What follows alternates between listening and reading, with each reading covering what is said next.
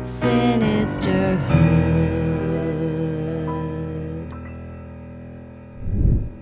It's an appropriate time for us to release this series of episodes as it is Stalking Awareness Month in the United States. It is. I did not know that we had one. And I'm sure most people hearing this right now echo the same sentiment. It's long overdue because, like you said in the intro, this is a crime that only recently, really, within the past few decades, has even been recognized as a crime. But it is such an insidious and terrifying crime. And unless you've really experienced it, it's easy to be dismissive of it. But all too often, law enforcement doesn't get involved until it's way too late. They say, like you said, come back when something happens. And then something happens, and that something is the person losing their life because no one stepped in or took them seriously before then. Yeah, and you're right, like not taking, now stalking happens to men and women. We'll get into some statistics with our bonus episode that will air tomorrow that you all will hear us speaking not only with Peggy's sister Debbie, but also with Dana Flightman, who is with the Stalking Prevention Awareness and Resource Center, SPARC, and it happens to both men and women, but oftentimes, I mean, it statistically significantly happens more to women, and oftentimes women aren't believed, and it wasn't really until the early 90s, kind of third wave feminism came on the scene, and it became more let's listen to and believe women. But I read one law review article that said in a 1425, that's that many thousands of years ago, that following a married woman or boy and girl to a nuisance was a punishable crime. So the fact that it had been something that had been it's been happening for centuries, but in the United States, at least, it took until the early 90s, as we'll hear, to even recognize this. But it's buckle up, you all, because your frustration, if you felt frustrated at the Amy Bradley case, the last two episodes we did of just feeling like there is something on fire and everyone's standing around going, what do you think we should do about it? Prepare yourself. And then there's a family with just buckets of water that are trying to put it out all by themselves. And instead of helping them, law enforcement just keeps dousing it with gasoline. Yeah, pretty much. So like I said, it's a frustrating one. And we've broken it into two parts. And in fact, the stalking is primarily part one. And then we'll discuss more about how this case ends in part two. And I thought that we should break it into two parts, specifically because we don't, and by we, I mean the colloquial we, often don't talk about just stalking. It's stalking and because it led to something else. But in our bonus episode, you'll hear tomorrow, Dana, who is like brilliant, an encyclopedia of knowledge when it comes to stalking. The statistics, she just, off the top of her head, I mean, she's just a catalog for all of this. But so often it's not really talked about. It's lumped in with other stuff.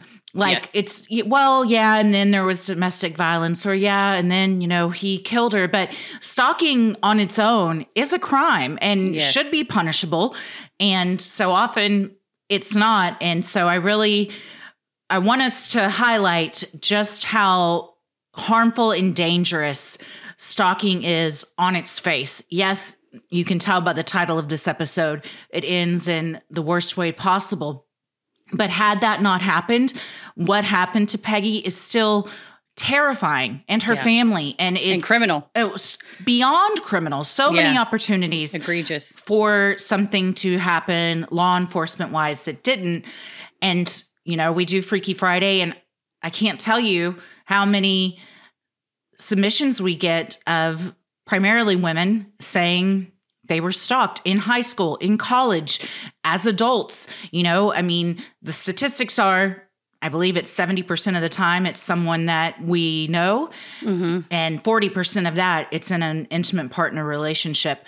And in all of those submissions, it's time and time again, well, everyone just thought he was kind of creepy, or, the cop said, well, he's just upset because you broke up with him. He's just got his feelings hurt. And we're going to just smash all that bullshit right now.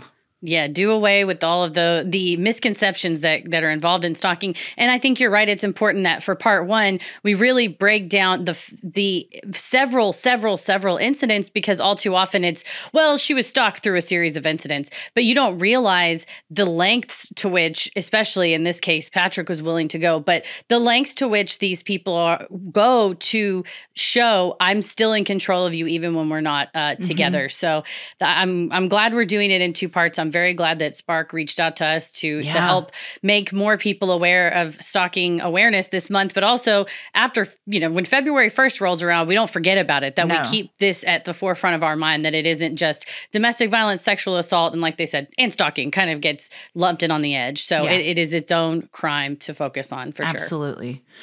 Well, I'm Christy. I'm Heather. And let's get into it. Margaret Mary Klinke, known to loved ones as Peggy, was born December 2nd, 1970 in Youngstown, Ohio. She had two older sisters and a younger brother, all of whom she loved dearly. The eldest sister, Debbie, described the blonde hair and blue-eyed Peggy as an all-American girl. She was bright, smart, and had a sparkling personality, according to Debbie, who went on to say that you knew when she was in the room because there was just happiness around her. Peggy was kind to all and loved by many. She adored her nieces and was thought of as the fun aunt. After receiving her undergrad degree, Peggy decided to enroll in pre-med classes at the University of New Mexico in Albuquerque in the fall of 1998. With a passion for health and wellness, Peggy's plan was to prepare for medical school while teaching yoga at a nearby gym a few mornings a week. It was at UNM where she met and began dating a fellow student named Patrick Kennedy, an electrical engineering student. Divorced and the father of a 7-year-old girl, Patrick showered Peggy with compliments about her intellect and interests. At the time, Peggy had no way of knowing that Patrick's ex-wife had filed 7 different police reports against Patrick regarding his volatile and abusive behavior.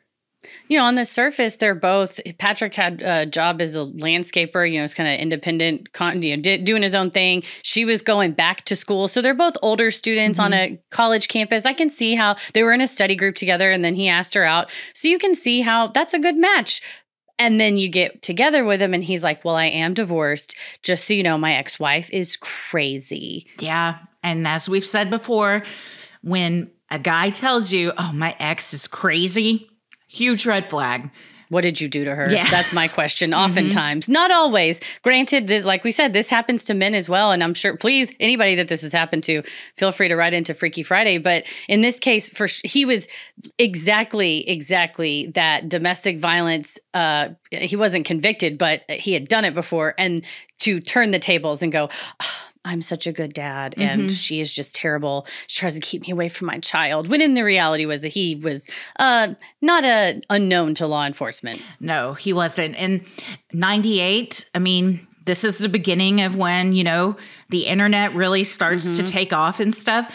You didn't check people back then. You couldn't Google someone and see like what comes up. Nowadays, you could and see, oh, he has 7 charges against him, or he's been arrested for such and such. Back then, it wasn't an option. No, and I believe in some of those instances, too, it was tied in with the family law case with the divorce, which, unfortunately, you would have had to know to go down to the courthouse. Hey, he said he was divorced. Can I get a record? And then in that case, are you violating his privacy? But we are in a much better position now to be able to search people online that we just didn't have that access back then.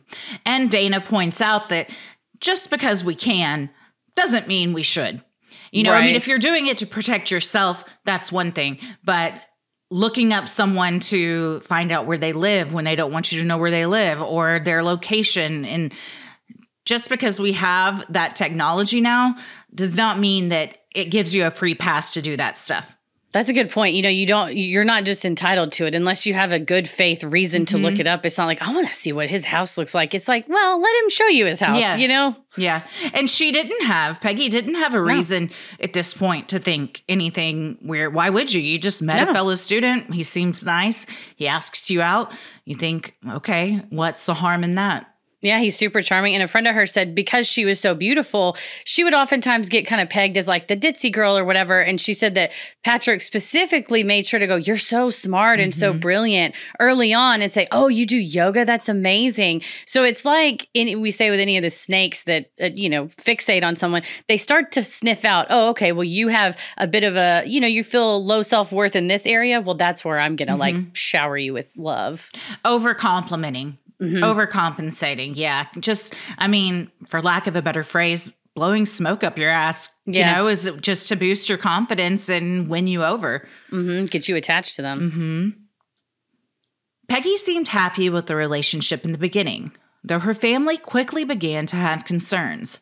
Her sister Debbie told Final Justice, the Lifetime series hosted by Aaron Brockovich, that it wasn't long before she noticed a change in Peggy's personality.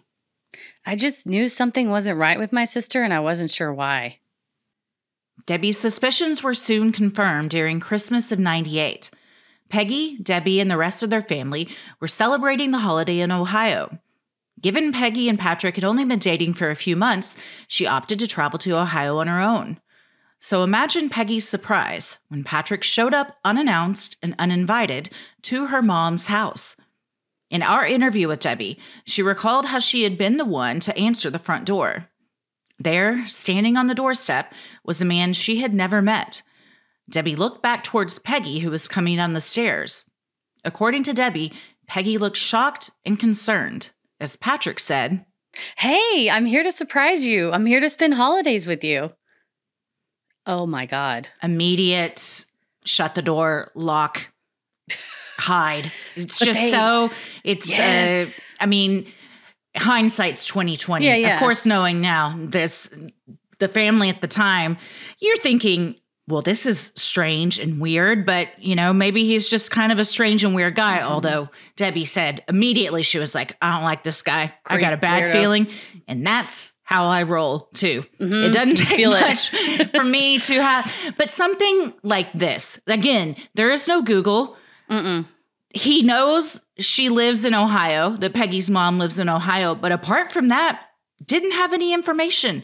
No, and it's just preying on Midwestern, in this case, Midwestern hospitality of like, I'm going to fly all the way there. It's such a manipulation to be like, I flew all the way here and I'm here on your doorstep and you're going to turn me away. Yeah. The type of people that engage in stalking behaviors, in my personal experience, and just I think in general, they want that power through manipulation. And, it might be power through force or power through manipulation of, really? You're going to turn me away? Wow, you monster. And guilt-tripping you. Gaslighting you. So you basically have now forced their hand to go, yeah, I guess come on in. We'll make you a plate. Yeah. At the same time, how did you find us? Yeah, that's sick. It was a surprise. I couldn't tell you. He just kept skirting the issue or kind of just, deflecting and wouldn't answer. And the links that you would have to go to really find that out in 98, far greater than what you would have to do now. It's significant. It makes me think of Rex Heuermann with the Gilgo Beach 4 when he told his colleague, oh, I'll find you wherever. Right? She's like, I'm going on a cruise. And then she gets a note to her door like he did find you. And it's that same manipulation, power, and control. That no matter where you are, I'll be there. I have my eye on you. Yeah, you can't. You're never really away from me. Debbie said the incident immediately gave her a bad feeling about Patrick. During his time at the house, Peggy's other sister, Melinda, also became wary of Patrick. Both sisters couldn't put a finger on it, but their gut instinct was telling them something was off about him. He repeatedly overstepped boundaries, and according to Debbie, tried to wedge himself into the family and get in everyone's business.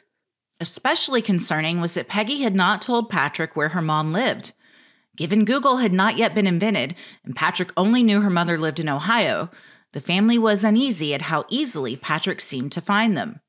And Poland, Ohio it's not like, well, my mom's the governor, so, Right. She lives in the governor's mansion. It's like a smaller town. It's just bizarre to even go to those lengths. Yeah. And at no point did you ever make Peggy aware that your intention was to come out there. And like we discussed in the interview, having your family meet somebody you're dating is, that's a big deal. It's a milestone in a couple's relationship. And it should be up to the person whose family is being met. So if Peggy was at a point where she's like, we're not ready yet, I don't want that to happen, then that shouldn't happen. And for her hand to be forced, and it's like, oh, well, I mean, now you've already met because you just showed up. And so now I'm in this uncomfortable position. It's so controlling and manipulative. It's so just creepy. I mean, it's immediate overstepping of the boundaries is one way to put it, but also just diving headfirst into a family that you know nothing about, trying to insert yourself in too of a familiar way. Yeah, she said, he's like in everybody's business, rubbing up against folks like, oh, hey, what's going on? Oh, what are y'all talking about over here? But also I was thinking the steps it took for him to do this, of looking up and finding the address, then booking the flight, driving, packing your bag, driving to the airport, the amount of incidents along the way where you could have, there's a fork in the road, which is like a judicial term of like, you could have made the right decision and you didn't. Like the fact that he, the whole entire time went, yeah, I'm going to do this for sure. Great idea. It's a great it's idea. Romantic. Look at me showing up on her door at the holidays, something straight out of Love Actually. I'm just going to profess my love and her family's going to think I'm so great. Sir, don't knock on my door. I'm not going to say it's carolers. I'm going to go, babe, your weird friends out here with a sign. Yeah, no, it's fuck Love Actually is all that to say. Yeah. And that, yes. Adding to their uneasiness was a comment Patrick made during his uninvited stay.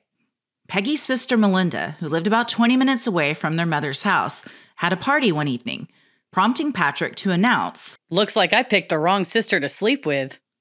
Seemingly unconcerned with how gross and inappropriate this was, Patrick had the audacity to ask Peggy to move in with him when they got back to New Mexico. Peggy's friend Marie told Discovery, when she moved in with Patrick, he started to isolate her, so she didn't really spend any time with other students. His behavior towards her was becoming more and more controlling. It was clearly behavior to show that she belonged to him. Debbie echoed this, adding that Patrick's frequent signs of jealousy weren't even involving Peggy looking at another man or talking about another man, explaining, it was everything. Anytime attention was not given to him, he was jealous. He didn't like it. It didn't take much to push Patrick over the edge. And that's the other thing is it's not that, they were dating and then they broke up and then he begins this. It's the moves along the way of escalating the relationship sooner than maybe she was comfortable with, then telling her, don't go, you don't need to go do that. Don't go to that study group anymore. They don't need your, maybe you don't need to teach that yoga class anymore. All those guys are just going to look at your butt. It's these small insidious ways to further and further get them away from their support group, support community. Which I thought was really interesting when we spoke with Dana, is that she said all too often people define stalking as once the relationship is ended. But in Peggy's case and so many other cases, the stalking begins during the relationship and it escalates after they've broken up because then that rejection hits. And so they get even more pissed and start doing even more. But he's stalking her already. She couldn't go anywhere without him knowing. Within a few months of dating, he's asked her to move in. That is very fast in a relationship. But then he knows where she is all the time because they live together. Yes. And if he's said, no, don't stop all these extracurricular activities or don't go to these study groups, he doesn't, he has a job, but it's a, contract landscaper. He can make his own hours. He can do whatever he wants, which is very convenient when you're trying to have eyes on somebody 24/7. It's true, yeah, and kind of get her within his constant control and then just turn up the control little inch by inch by inch. Like a frog boiling in the water, just like we said with on our last Freaky Friday when there was a subject kind of like this. As the relationship progressed, so did the abuse. While Debbie said she never saw evidence that her sister was being physically abused, it was very apparent the emotional and psychological abuse was taking a huge toll on Peggy. During a family vacation to the beach, Patrick came along and was unusually possessive, not allowing Peggy to engage with her family outside his presence. According to Debbie, it was like she didn't have permission to be a part of our family anymore. He also brought a gun on the trip, something that stuck out as odd to Peggy's family. Debbie told Discovery, Patrick had guns, and I know she didn't like it. You bringing a gun to a beach trip, man? That's killing the vibe. And yes. It seems like a flex. It's a flex. Just a very passive aggressive, like, you want to fuck around and find out? Just letting you know. Always letting you know, like, I'm the one in charge here. Yeah, and it's just unnecessary. It's not like, hey, we're going to go to the beach and, recently there have been raids of Airbnbs where, marauding bands of pirates kick the doors open so we can't be too careful. It's like you're going to Galveston, you're just going to go and have like a nice vacation where vacation at the beach. Where children are present. Yeah. And you bring a gun with you and just kind of slip it in the suitcase like, yeah, I brought it, so what? Yeah. My heart just breaks for Peggy during this time, as well as the family. Just thinking of being on a vacation with your family where you should feel safe and, that cozy, carefree, comforting feeling of, and he's stripped of her of that. He's not even letting her talk to her family. Again, like Debbie said, it wasn't like if you talk to another guy, it was anybody. Her own mother, she couldn't have a conversation with unless Patrick was there. Was like nearby. Yeah. And it's like, oh, let's, we'll have a girls' lunch or whatever. Nope. Anything like that. And then you see little by little the things that make you the autonomous, free, independent feeling person. You're like, oh, okay. Oh, it's not too bad. He's not being too bad. But when taken in as a pattern of behavior, you see it starts to add up. Absolutely. Yeah. During this time, Peggy was also going on job interviews, something Patrick would try to ruin at every opportunity. After Peggy would get dressed for the interview, Patrick would criticize and demean her, telling her, "You look like a slut." And, "Who's going to hire someone as stupid as you?" Like clockwork, he would later apologize, buy her flowers, and take her to dinner, something experts call the honeymoon phase during the cycle of abuse. That's classic of, I didn't mean it. I'm so sorry. Yeah, it's luring them in with compliments and everything. And then the tensions start to rise. The victim can feel it. There's a shift. And then things like this. You look like a slut. You're cheating on me. I know that you're going out and doing X, Y, Z and lying to me about it.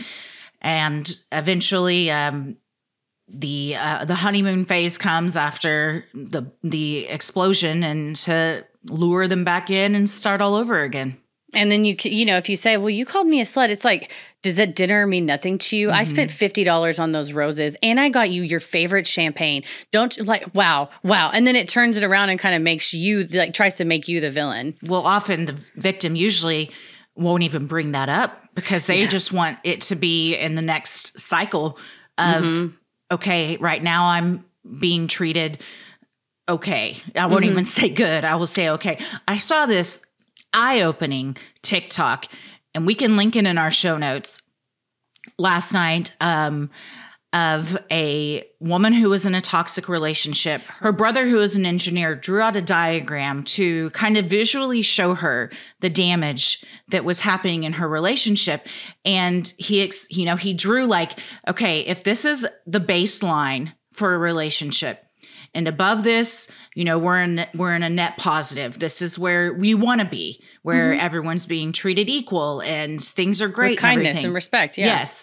And then below that baseline is you being controlled, you being told that you're an idiot, a slut, whatever.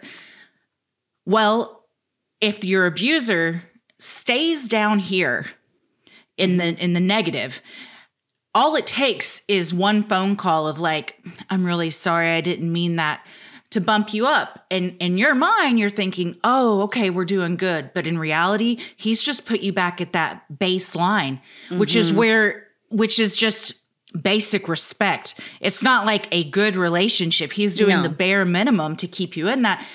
but he knows that he can because it works time and time again. And he's never doing anything to bump you up into the net positive. He's just doing the bare minimum to keep you at that baseline. And seeing that visual and having it explained like that, it just really, something different clicked for me. That's so valuable. And yeah, we absolutely will share that. I want to show me that later on tonight when we hang out. Because that, the amount of minimization that I did not go through as we were about to hear what happens to Peggy, but I was stalked. And it was not until we spoke to Debbie and Dana that I've and then now I've had conversations with my therapist to come to terms with it. But all that to say, you're absolutely right. When you're in that, you're like, I'm a rational, smart, logical person, I think sometimes. And the fact that I was like, oh, well, he did that, so it's not so bad. He apologized. But the amount of minimization that we do when we're in this situation of, oh, he was just having a bad day. He was just mad, whatever, is not an intentional thing. I'm sure it's probably a coping mechanism. But all that to say is, from us externally, and now me with the benefit of hindsight, you go, damn, you let somebody say that to you? Yeah, certainly I did a lot for a while, because at the time that you don't have a brother who's an engineer who makes you a lovely chart. So he's doing the Lord's work. We'll post that up. For sure. In November of 2001, Patrick's possessiveness and control reached new heights. Peggy planned to attend her best friend's wedding in Ohio on her own. So she made a flight reservation and planned to stay with her family at a hotel. Without her knowledge or permission, Patrick called up the airline and the hotel to cancel all of Peggy's plans. He then made flight arrangements for the two of them together and booked a hotel room for just the two of them across the street from where Peggy's family was staying. Debbie explained. Everywhere that Peggy went, he had to be with her. So that to me was really, really concerning. But I think the deeper Peggy got into the relationship, the harder it was to get out. Well, yeah, because you think, oh, I made my own reservations, and then he cancels them. So no matter what you do, he proves I can figure it out, and I'm better than you, and I'm smarter than you, and I'm gonna get what I want. And obviously, I'm going through your emails or your phone or whatever Papers it is out, whatever, to find this information out. He had not been invited to the wedding. No. So now you got this awkward situation of oh, by the way, this is Patrick. The friend may have purposely not invited him because, it was kind of known that he was a controlling asshole. So, and then, no, we're not going to stay with your family. We're getting our own room across the street, not even in the same hotel. Again, to isolate and just show I'm the one in control here. Yeah, it's this flex of power. And like we said, imagine the steps it must take to find her mom in Ohio, to find out someone's flight, to call that up, cancel it, which I don't know the laws, but I don't think you should be able to just cancel somebody else's flight. No, that's a great question of what that would violate. He replaced it with an equal flight, but just added himself. My concern is, I would say, oh, well, they would never do this nowadays, if you call up American Airlines, but you don't have to call them up. You would just have to have that record locator. So that's kind of a horrible thing that we learn as we go through all of the steps and the actions that he did, that these are still things that people could do that are available. You just would do it in a different way now. It's just sadly easier now, which... Yeah, I don't know if it makes it even more insidious what he did because it was more difficult, but he certainly had to spend a lot more time doing it. No, most definitely. And as to it being illegal, I mean, that's kind of the beauty of a stalking law, where that action on its own is a perfectly legal action, but it is part of a course of conduct that she was already being subjected to his controlling behaviors and taken in concert with the rest of them. I think it would be. I think it would help prove a stalking case of look, he's calling up my reservations and canceling them without my permission. On the Spark website, which is a phenomenal source for all things stalking related and prevention and just resources that we'll, of course, link. There are several PDFs that I was reading through to help people when, people are being trained in their field or whatever about stalking. And one of them is how just regular things might seem regular, but then when you put them in the context of, oh, this person is being stalked, it takes on a totally different meaning. So in the example, It was someone calls you and says, oh my God, there's a coffee cup in my car. And you think, why is this person freaking out about a coffee cup? This isn't normal behavior. And then you get into it and they're like, my stalker knows the exact type of coffee I order. And written on this coffee cup was the nickname that they call me, and it was left in my cup holder. And it was hot. So yes. I know they just put it in there. Yeah. And you're like, yeah, it's not illegal. It's probably illegal to break into somebody's car, but I'm giving you a coffee. I'm leaving something on your doorstep. These seemingly, they try to, and again, it's the same with Patrick. I just wanted to spend New Year's Eve with you. That's why I came to Ohio. I'm not a bad person. I just wanted to give you a cup of coffee. You're really blowing this out of proportion.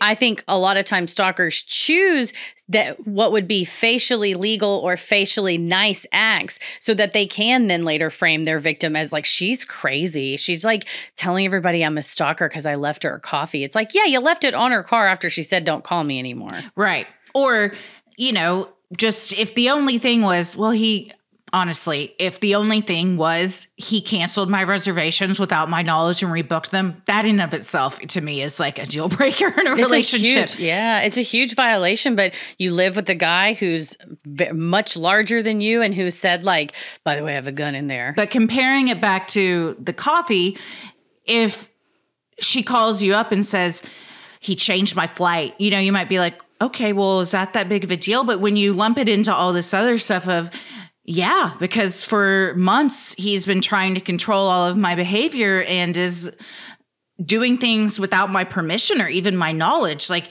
when you see the whole laundry list together, and Peggy did keep a list of all the things that he was doing and eventually gave it to law enforcement, you see it's not just these one-off incidents. It's every day the same behavior, and it's escalating as well. Yeah, the course of conduct is the phrase. Mm-hmm. With the entire family gathered at the wedding, it should have been a happy occasion. However, Debbie said her sister was absolutely miserable. She looked sickly, was losing hair and weight, and was constantly worried that she was putting her family in danger simply by spending time with them. Debbie said this weekend seemed to be the last straw for Peggy. Yeah, if he gets mad at you and is yelling at you, you do get that feeling of, well, he might yell at them, or I don't want to cause a scene and I don't want to ruin my friend's wedding. So, you just imagine the tension she must have felt that whole weekend of like, God, I can't make him mad. I better not do that. A wedding, like you said, is supposed to be a happy occasion. Everybody's supposed to be dancing, having a good time, giving speeches. But in a state like that, you can't enjoy anything. No, just walking on eggshells. And he already brought a gun to a beach vacation, so I'm assuming he takes it everywhere. Mm-hmm. So you can, it's a pretty safe bet that he's got one on him, at least in the hotel room, if not at the wedding. And God. If you know that, and he knows that you know that, he knows that you're scared, mm-hmm. And he uses that to his advantage. And she didn't like guns and didn't even want him around at all, much less on a trip. And the fact that he already had, which the family and Peggy did not know about at this time, but he had 7 police reports filed on him from his ex, that alone, he shouldn't have been able to travel with guns. Yeah, truly, yeah. And I'm of the mindset that law-abiding citizens under Supreme Court precedent and the Second Amendment, law-abiding citizens have a right to a firearm. And if you are convicted of domestic violence or subject to a protective order, you are no longer a law-abiding citizen. Right. Therefore, I don't think you should even have access to a weapon. Very true. Yes. After being in the abusive relationship for 3 years, Peggy was finally able to break things off with Patrick in March of 2002. With Patrick being a self-employed landscaper, he was rarely out of the house. However, Peggy was patient and managed to wait until he was gone one afternoon to move herself out. She had found an apartment of her own and packed up her car with as many of her belongings that would fit and drove them over there. And it is so dehumanizing, too, that you can't even...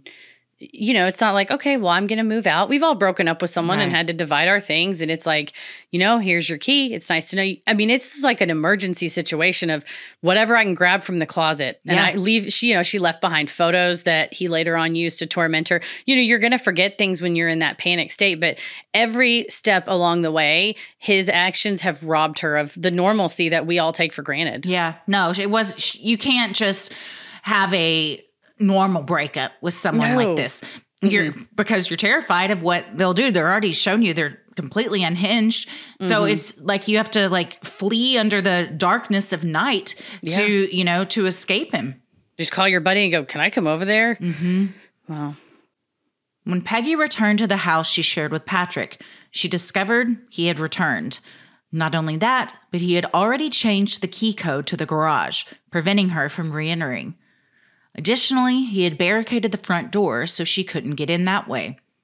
Patrick then called the police, claiming he was a victim and that someone was trying to break into his home to harm him and his girlfriend.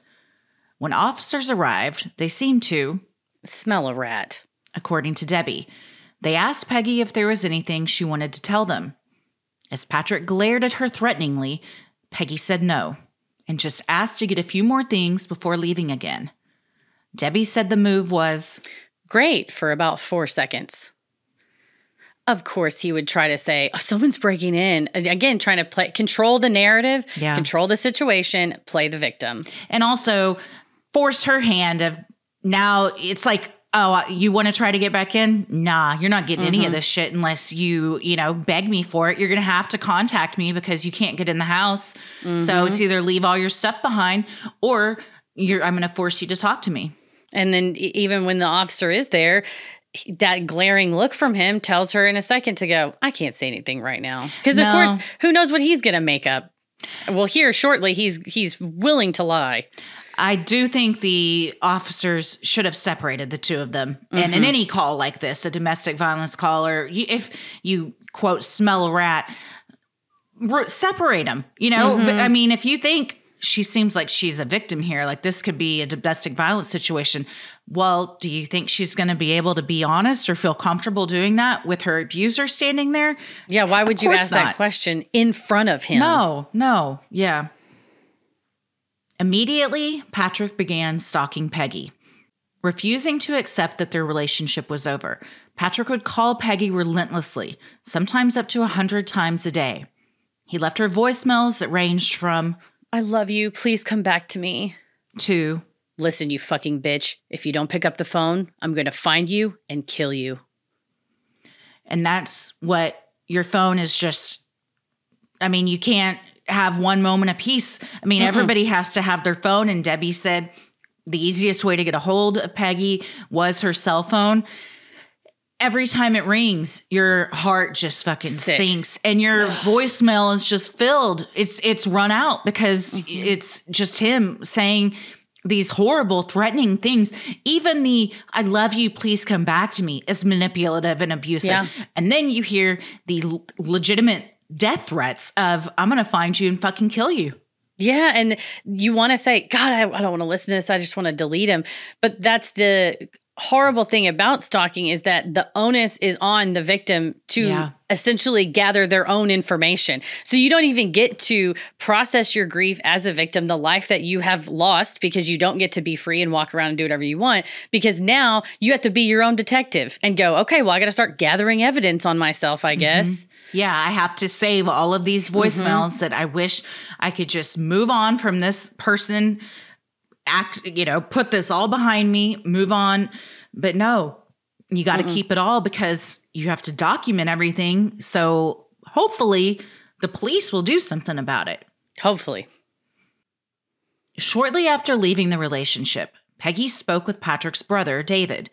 She wanted to know if he thought Patrick would go through with his threats. When Peggy asked David if she should be worried that Patrick was actually going to kill her, David replied, I don't think he would kill you. If he was going to kill anyone, it would probably be our dad. Patrick's mother also threatened Peggy after she broke up with her son, telling Peggy on a phone call that if she didn't get the hell out of Dodge, that she would come over there and take care of you myself. Well, a hot tip for any family member whose ex comes to you and says, hey, your brother is threatened to kill me, and I'm worried if that might be a thing. What you should do is go, you know what? I'm going to call him and I'm going to tell him to knock it off. Not go, I don't know, probably not. But I don't know, he might kill our dad. Like, no, this is the wrong answer. And also, what? Why would he kill your dad? Now what the fuck? You're like, I got a whole new thing to unpack. This is the first I've heard of this, but clearly if you think that, you as his brother have seen his violent tendencies, you know of a story there. And, if you think that your sibling is capable of killing your parent, maybe call that into the cops. Maybe back Peggy up. And when she's trying to gather evidence, go to the police and say, she's not wrong. I've seen over the course of knowing him, this is what's happened. Why would you just out of the blue say he'd probably kill our dad if there wasn't some kind of reason to incidents that have happened that would lead you to believe that? And then the mom just protecting her poor innocent baby boy. So pathetic and desperate at any age for the mom to get involved in a breakup. This is a grown man, and she's calling and threatening a grown woman. If you don't get the hell out of Dodge, which begs the question of what narrative has Patrick been feeding her? I'm sure the same thing that he fed her about his ex-wife of she's so crazy, she's terrible. And that's the other thing too. Hey, if your brother had to get a divorce and the ex-sister-in-law had to call the police repeatedly because, and the ex-sister-in-law, you'll hear the exact language Debbie shares with us in our interview, but the ex-sister-in-law had made it clear and was aware that Patrick was a danger to her and her child. Yeah. And your answer is just like, probably not you. You probably killed dad. This is just the wrong answer. And I don't even think it's like, hindsight's 2020. No, I think any reasonable person would not have done this. And I don't think very highly of these folks. No, definitely not. Patrick would wait outside Peggy's gym and place of employment for hours, just watching her. A constant reminder that he knew where she was at all times. On one of these occasions, Patrick hid in the bushes at Peggy's work and waited until she came out to leave for the day. As she walked to her car, Patrick jumped out of the bushes with a dozen roses in one hand and an engagement ring in the other. He asked Peggy to marry him. Refusing to acknowledge his ridiculous question, Peggy ignored him, continued to her car, and drove away. Well, we always say, if they're calling you, don't engage. I listened to a CLE today. It's like the number one advice is making it clear. Please do not contact me. This makes me afraid for my safety. I will not engage with you further. She's doing the right thing. Yeah. Pretty much at every turn, she's done the right thing. And all it does is just escalate. All it does is piss him off more. And you already know he's watching you. And then you're on your way to your car. Guard is up, I'm sure.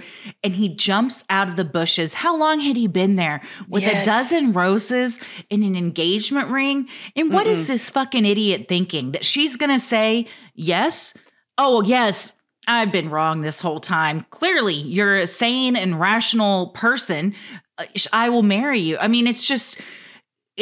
He's completely off the rails. He's very mentally unwell, obviously, but that doesn't give anybody the excuse to behave like this. No, for sure. And I'm always 50-50 of and that's what one of the attorneys I was listening to today was like, some of them are really they have got no grip on reality. And this guy was a criminal defense attorney. And he's like, when they're your clients, that's rough because oftentimes they turn that attention to you, which Godspeed criminal defense attorneys. But it's like, are you either so delusional that you think this will work or so manipulative that you're like, oh, I'll do this and then we'll see what she does next. He doesn't strike me. At no point did he strike me as like, oh man, this guy, he strikes me as a person who makes terrible decisions, but it's like, I'm 50-50 on was he just delusional and thinking it would work or was he manipulative thinking like, oh, I'll watch this. Watch me. You're not going to ignore my phone calls.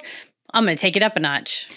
Maybe a little from column A and a little from column B. I tend to think in these situations that while there is a lot of planning and thought into carrying things like this out or showing up at her mom's house, I don't think a lot of times people like this think past that moment of, okay, and then I'm going to jump out of the bushes and I'm going to surprise her and ask her to, and then what?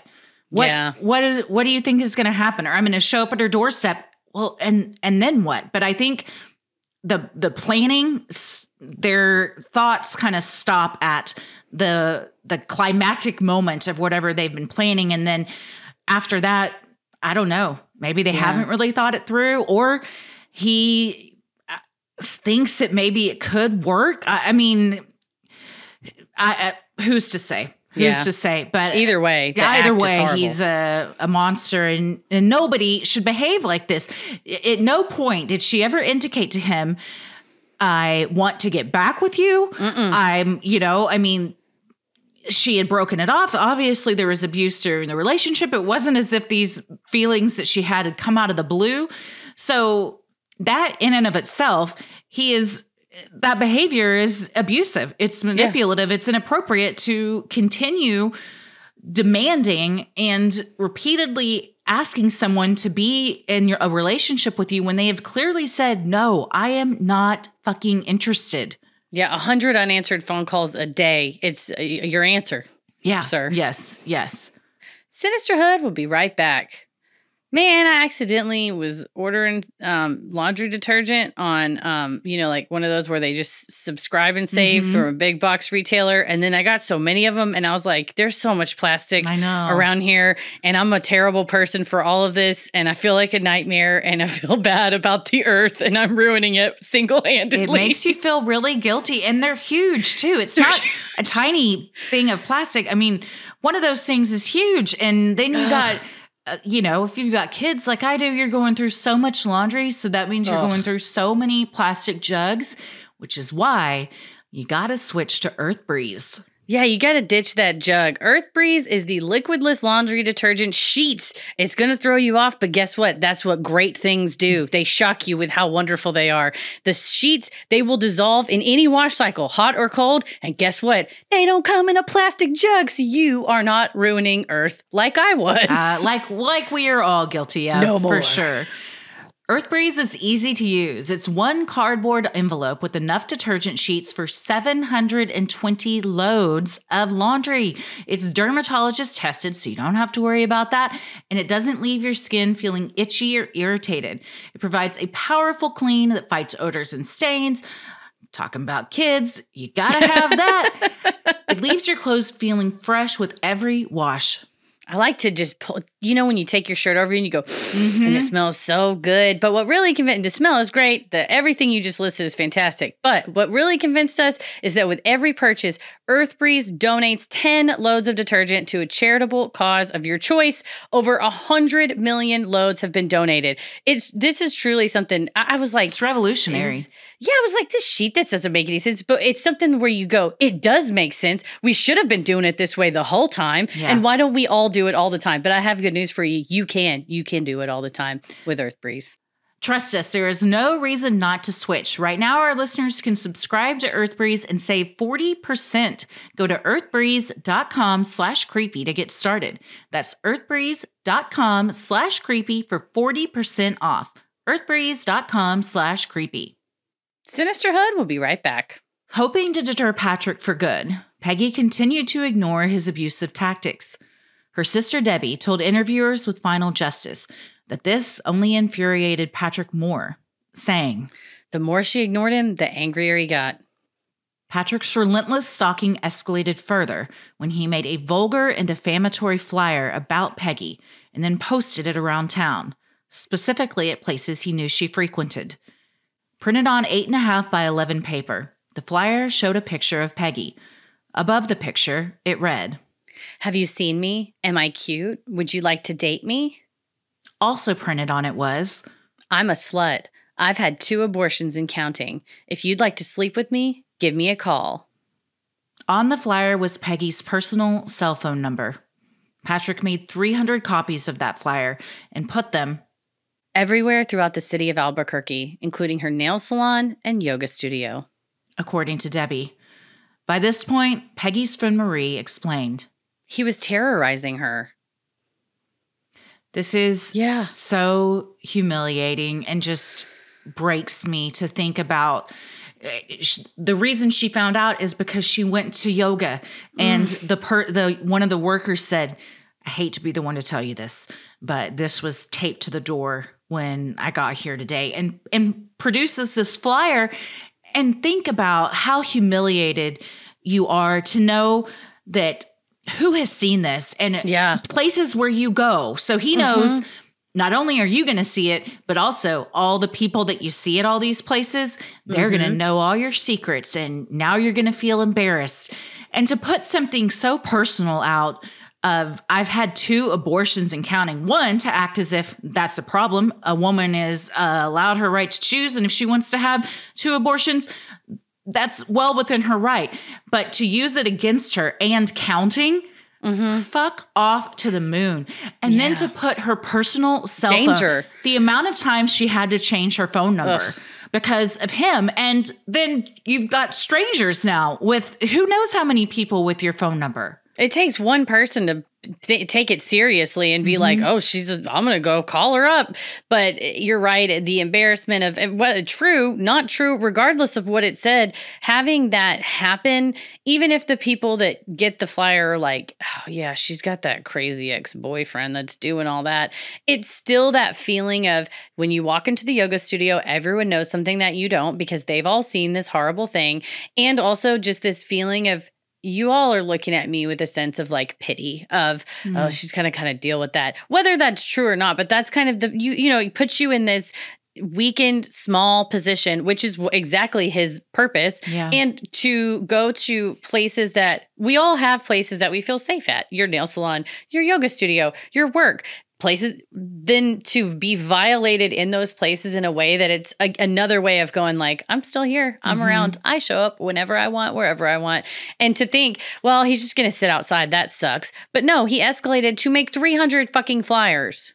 Using a picture that she had to leave behind at his house because she couldn't take all of her stuff. It's disgusting. It's all the things that she enjoyed and those little things that we enjoy. Like you and I love going to get our nails done. Little things that you would think like, can I not even enjoy this? And the answer when it comes to him is no. I'm going to let you know that every second of the day, I know where you are. And even if I don't, I'm going to ruin it for you by embarrassing you and humiliating you to the entire city. Pretty much like I said, I'm here and your reputation is within my control. You may not be right now within my control, but I can at least control what some people, if strangers or not, think of you. And just as a PSA, if you ever are walking around or somewhere and you see a flyer like this, take it down and call that number and let that woman know what is happening, or better yet, take it to the police and let them know what's going on. Don't ignore things like that. I mean, I know a lot of times we might think, oh gosh, they must have had a rough breakup, or yikes, I'm glad it's not me. But imagine if someone is capable of that, all the other things that they're capable of, and then put yourself in her shoes and imagine the fear that you would feel and do something, I mean, whatever you can that's well within your power that keeps you safe. And calling her or taking something to the police, those are things that we can all do.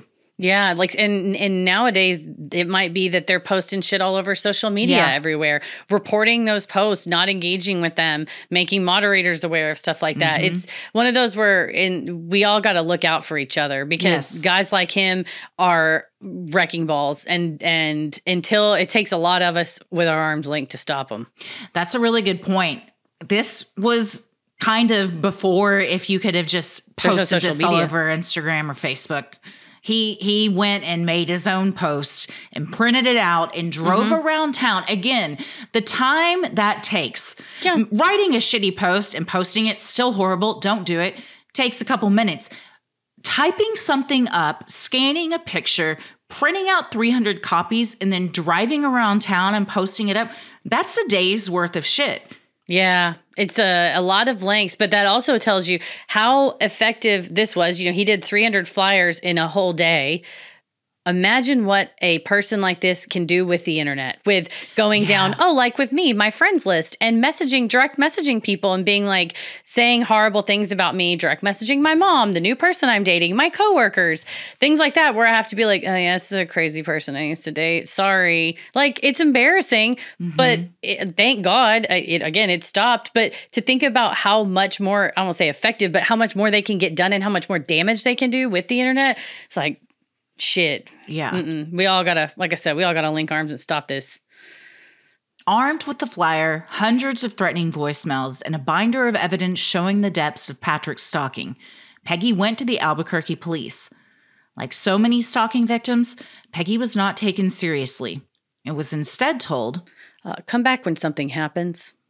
Feeling helpless and hopeless, Peggy and her family continued to live in a hypervigilant state, constantly worried that Patrick would eventually kill Peggy, and if he couldn't find Peggy, they feared he would target her mother. Who? He knew where she lived. Yeah. In June of 2002, the family attended another wedding, this time for Peggy's brother.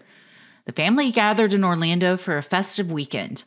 Also there was Peggy's new boyfriend, Mark Sparks.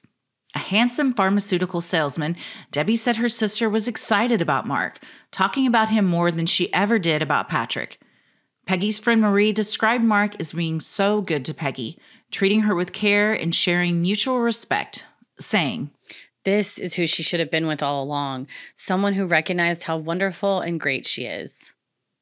Meanwhile, Patrick was not gone. He would spend long hours watching Mark's house and even took to calling the man from payphones. Still, Mark stuck by Peggy's side, determined to fight Patrick together. That's a really solid dude. If you get into a relationship with someone, and Debbie said Peggy was up front and said, "Hey, look, You have to be. I've got a stalker." Oh, yeah. I mean, he'd find out within a day. I mean, he's all over the place. Yeah. But said, "I've got a stalker. He's pretty aggressive, and Debbie said that Mark was like, "I'm not worried about it. I'm by your side. We'll handle this together."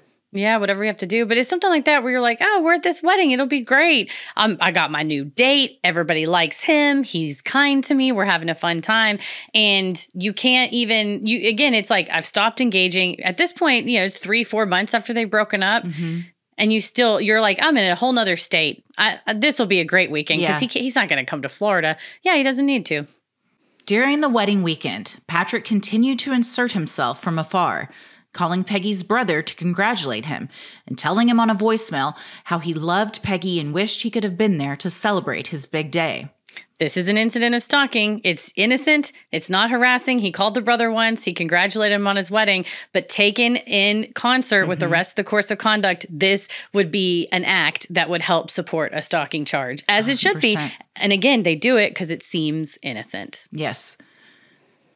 Enjoying a few days of peace after changing her own phone number, Peggy had no idea just how incensed Patrick would become. Just a day after the wedding, another alarming phone call was received. This time, it was from Peggy's mother's neighbors in Ohio. Knowing the family was away in Florida, Patrick had flown to Ohio and spray painted PK is a whore in all black on Peggy's mother's garage door. The family filed a police report in Ohio and also had it sent to Albuquerque for their files. But Patrick was just getting started. Still in Florida, Peggy, Mark, and her family were enjoying dinner together when Mark realized he had 8 missed calls. It was the Albuquerque Fire Department. Mark's house had been set on fire. Immediately, Peggy knew Patrick was behind it. When Peggy and Mark returned to New Mexico, they reported the graffiti and the fire to the police, who were already investigating the incident as an arson. Peggy desperately pleaded with officers. It was not an isolated incident of arson. It was an escalation of the stalking she had suffered for months. Police brushed her off, telling her to keep a log of everything as they looked into things more. In yet another brazen act, the day Mark and Peggy filed a complaint at the police station, Patrick ran the couple off the road once they left the station. You can't even leave the police station safely. Now you have to live in a hotel because your fucking house got burned down after he flew across the country to write slut-shaming things on your mom's garage. The mortifying behavior. This is for your neighbor to have to call you at your son's wedding and be like, "Hey, just FYI, this happened." And then a couple days later, it's like, well, someone opened a gas line behind Mark's house and the whole thing caught on fire. Yeah, because he knows that they're all in Florida, and he's just used this as like open season to go and wreak havoc. To buy a flight from New Mexico to Ohio to do the spray painting, and then back to New Mexico, go in the dark of night, break a gas line, set this guy's house on fire, and then he must have been following them to know that they went to the police station, because he followed them after they left and ran them off the road. So he's everywhere. Yeah, that's the feeling. It feels like it's the villain in a horror movie, truly, that you are living in real life, because you go to lay your head down to sleep in Florida. You know, you've changed your number, so you're not getting the phone calls, and you're like, we finally get to relax. Meanwhile, mom's phone rings. He's traveling interstate too, which is why it's also important for police to take things seriously, because at some point you need to loop in the FBI. This becomes an interstate issue, that he is now flying between states to do this, rather than going, man, we got to solve that arson. And she's like, hi, I can tell you his name, his address, you know, what kind of shoes he was wearing when he did the crime. And the cops are like, oh boy, we wish we'd know who set this house on fire. She's like, excuse me, did you want a 6-inch thick binder? Oh, hang on a second. We're trying to solve this arson. It's like, what? It's a joke. What are you doing? It's such a joke. It's frustrating. Debbie said that Peggy went and looked around the windows in the house of Mark's house and could tell by the footprints that they were boots that she had bought Patrick a few Christmases ago, and the gait of the walk. She was like, this is how he walks. And they just kept saying, ma'am, let us do our job. We're trying to investigate an arson here. Get out of here. It's instead a hysterical female. Somebody stopping and listening to her. And you know what? If somebody had, she'd still be alive. Truly. After the arson, Peggy filed for an order of protection with the Albuquerque PD. Patrick answered by filing his own against Peggy. He claimed she was a drug addict and that he feared not only for his own safety, but for that of his young daughter. The judge ordered Patrick and Peggy to stay away from each other, something Peggy had obviously been desperately trying to do. As they were leaving the courthouse, Patrick seemed to relish in his latest move, saying to Peggy, I told you not to fuck with me. This happens a lot of, well, she's the one that's stalking me. That it's actually the opposite. She's crazy. She's on drugs. Ma'am, judge, she doesn't know what she's talking about. I'm the man. Okay. Listen, this is just a crazy woman. And then to use his young daughter as a pawn, who seriously, allegedly, you may have been abusing also, you know? I mean, there's some documents that point to that might have been going on. So to bring her into it, a minor who's not even involved in this. And Debbie said Peggy loved his daughter and, you know, had taken up kind of being, you know, a second mom to her and everything, because Patrick was feeding her all this bullshit of, well, my ex is a terrible mom and isn't a good mom to her, yada, yada, yada. Not at all the case. But so she had a relationship with the daughter, and now you're using her against her. Yeah. And to say in open court, she's a drug addict. I mean, statements like that can have an effect on someone's job. Yeah. Where all of this can have an effect on somebody's job. If you show up and there's a poster that's like, hey, your employer's a slut and has had 2 abortions and she's sleeping with people everywhere. A lot of people don't want to keep someone around that's going to have someone coming up to their job and doing stuff like that, even though you are not to blame. Truly, what I was going to say is, though, in this case, she's a pharmaceutical salesman. She's got she has access to controlled substances. True. This is a serious thing when you make these allegations that she's misappropriating, misusing whatever drugs that she has in her care and control. It is a targeted kind of a lie meant to perhaps have you lose your job, which, you know, you work with Mark. He probably didn't like that she works with her new boyfriend either. Yeah, true. As the Klinke family waited for Patrick's trial date so they could pursue charges of stalking, the date kept getting pushed. Feeling helpless, Peggy decided to remove herself from the situation. Mark supported her decision, agreeing that she would be safer if she moved out of state. Peggy moved from New Mexico to Turlock, California in August of 2002, hopeful that she had left the heinousness of Patrick's stalking and harassment behind. Peggy had begun working as a sales representative for a pharmaceutical company and hoped to continue pursuing her dream of going to med school. Her friend Marie explained that even with the move, Peggy couldn't get free. Patrick was always kind of looming. In the back of her mind, she felt like he was always going to find her. He was not going to stop. Sadly, Marie was correct. Peggy and her family's worst fears were about to be realized. If you or someone you know is being stalked, help is available. For resources and information on your rights, contact the Victim Connect Resource Center at victimconnect.org or 1-855-4-VICTIM. If you're interested in learning more about stalking awareness or would like training or materials on stalking prevention, visit Spark's website at stalkingawareness.org. Links to this information are also available in our episode description. So what do we think? Well, the really tough part is that, she got a protective order, which is usually like step one, especially if, your court date gets getting moved back. But violation rates of those are 40 to 50%. And as far as an increase or decrease in behavior afterwards, Spark cites several studies, and some studies show that there is an increase in physical and psychological abuse after that. And usually if they're stalking before the PO, then it will escalate and continue afterwards. And the other issue, and Peggy did it, she gets a PO and she's going to start reporting just like she did all along. She was making a paper trail, documenting it. But in a lot of cases, some victims will get the protective order and go, well, I don't really want to bother the cops. This isn't really that big of a deal. He just, he left a rose on my thing.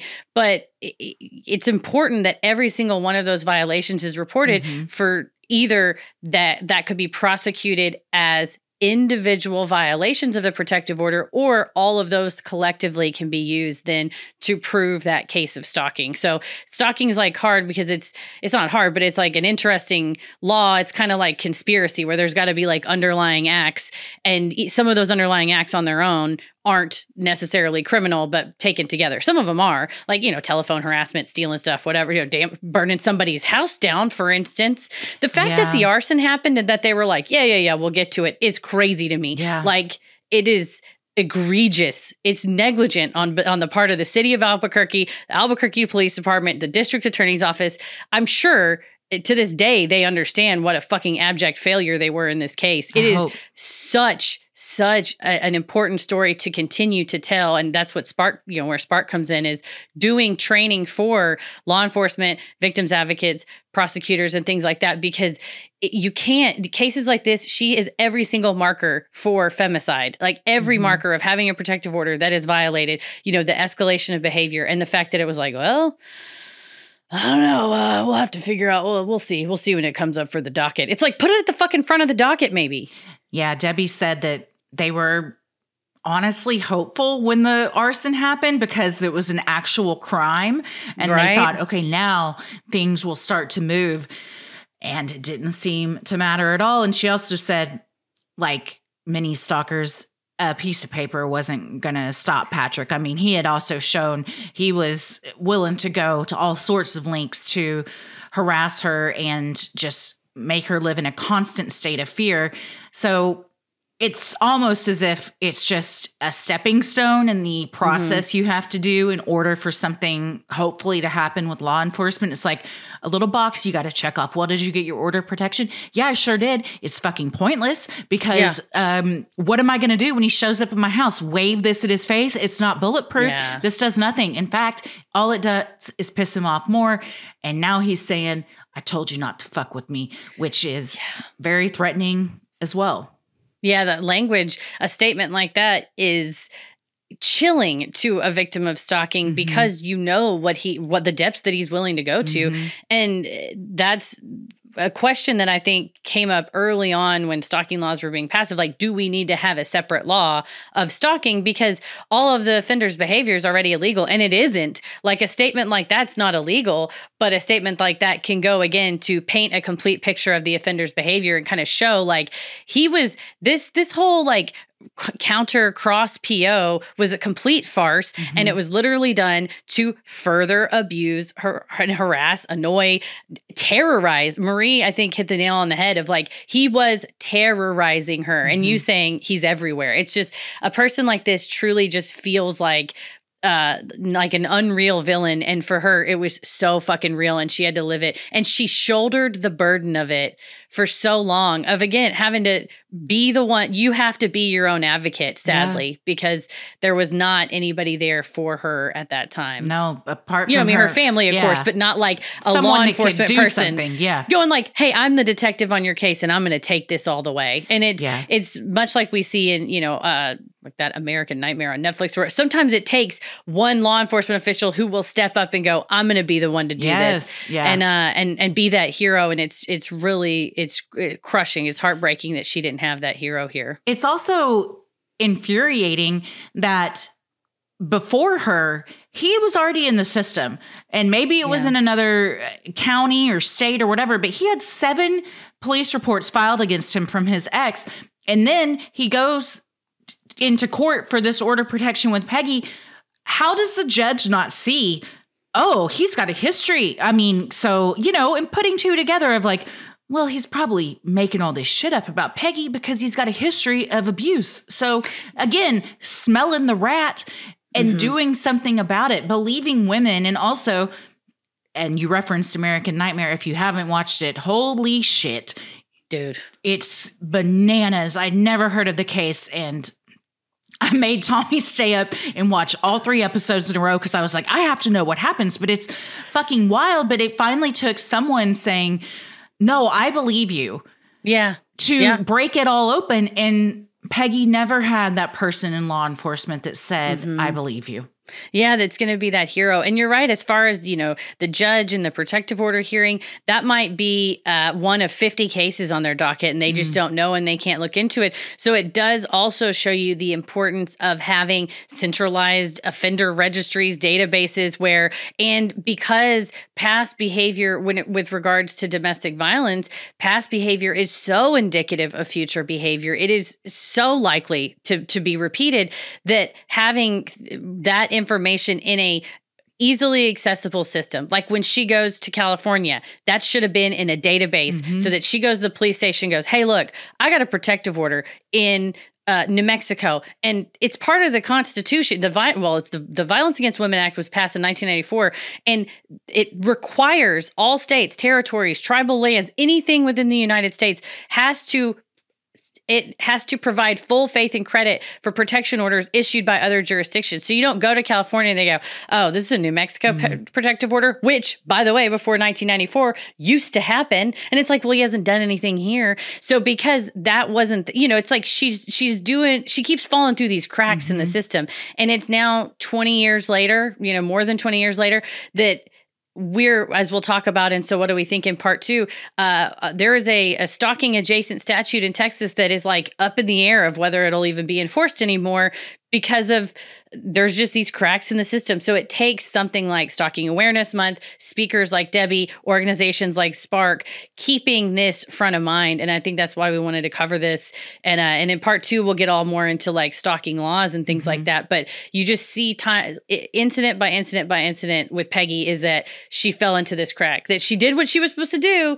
but then somebody else didn't do what they were supposed to do, whether it's the prosecutor, the law enforcement in New Mexico, law enforcement in California, whatever, that it was just missed over and over again. And we see in part 2, when you miss that stuff, it is deadly. And it's not just Peggy. The statistics are there. Yeah. So many people failed her. The legal system failed her. She kept falling through the cracks on their watch. But the people that would not fail her and let her fall through the cracks was her family, and her sister Debbie has become a huge spokesperson, her biggest advocate to share her sister's story and allow her legacy to hopefully be able to reach people and pass laws, pass bills, and just share her story so it hopefully doesn't continue to happen. And to be able to 20 years later talk about it as Debbie does. She'll talk about it with everyone and she wants to spread the awareness. It's just the love of a sister, It's incredible. It's incredible. And we've seen so many cases where law enforcement fails the victim and the family is the one that steps in and is like, well, I'm not going to ever forget them. Ryan Ferguson, his dad, is the reason he got out. Yeah. You know, I mean, Amy Bradley, her family is still fighting for her because law enforcement won't.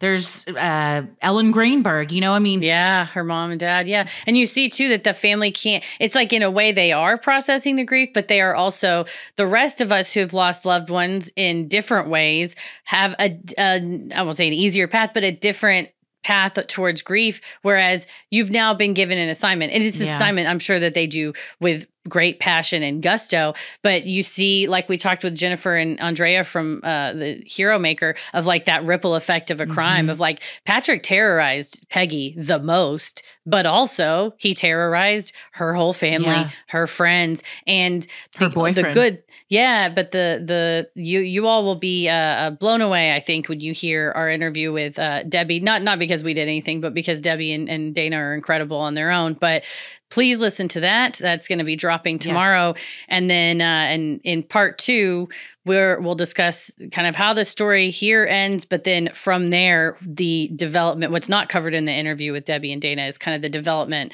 of stalking laws and where they are now and the issues that we're still facing and trying to enforce them in part 2. So tune in for that. This episode of Sinisterhood is made possible with the help of our amazing patrons. If you're interested in supporting the show, consider joining our Patreon. You'll get access to ad-free regular episodes, weekly bonus content, you're able to vote on episode topics, join our monthly live streams, and more. Keep it creepy. Mwahaha.